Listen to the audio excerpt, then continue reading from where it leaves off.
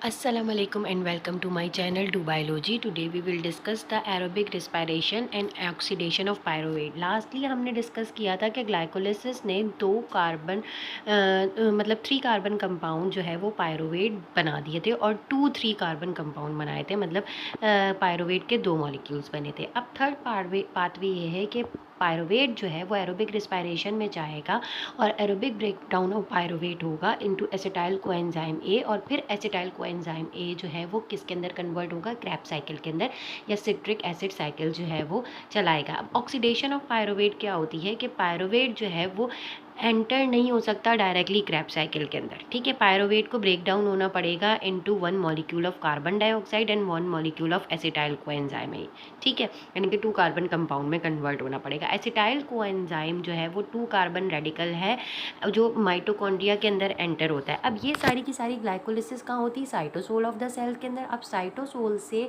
Acetyl coenzyme ए convert होगा, pyruvate convert होगा into acetyl coenzyme ए के अंदर, और वो फिर माइटोकॉन्ड्रिया के अंदर एंटर होगा और फिर वहाँ पे क्रैब साइकिल स्टार्ट होगी, ठीक है। अब इस फेज़ के अंदर किस तरीके से होता है, सबसे पहले आप ये देख लीजिए कि भाई आप यहाँ पे देख रहे हैं कि ये जो पायरुवेट है ये 3 कार्बन कंपाउंड है, ठीक है। इसमें से 2 कार्बन कंपाउंड जो है, या ये कह लीजिए ये 2 कार्बन जो हैं वो रिलीज़ आउट हो जाएंगे, और ये जो 2 कार्बन जो हैं, ये वाले 2 जो कार्बन है और इसके साथ एक ऑक्सीजन, ये जो है वो कार्बन डाइऑक्साइड जो है फॉर्म करके जो है वो निकल जाएगा, ठीक है।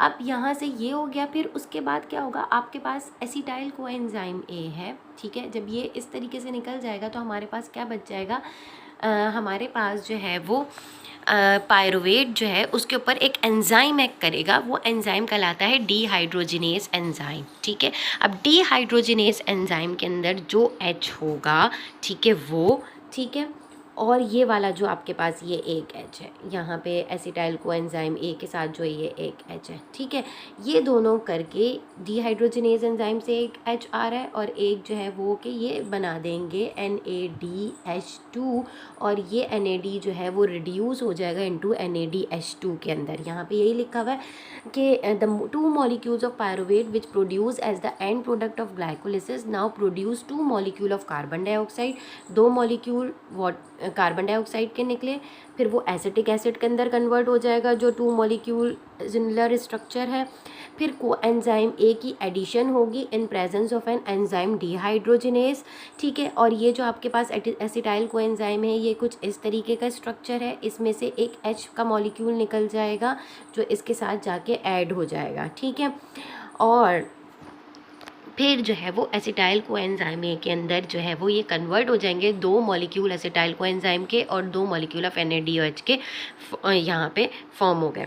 अब फिर ये acetyl coenzyme A then enters into the cyclic series of chemical reaction which is called as the Krebs cycle और द सिट्रिक एसिड साइकिल और the tricarboxylic acid cycle, और this was named by the scientist H.A. Krebs, जिन्होंने ये discovered किया था, और इसकी वजह से इसको जो है वो हमने ये सिट्रिक एसिड साइकिल का या ट्राई कार्बोऑक्सिलिक एसिड साइकिल का जो है वो नाम दे दिया, और ये स्टार्ट होगी विथ 4 कार्बन से, यानी कि ये 4 कार्बन से जो है वो स्टार्ट होगी।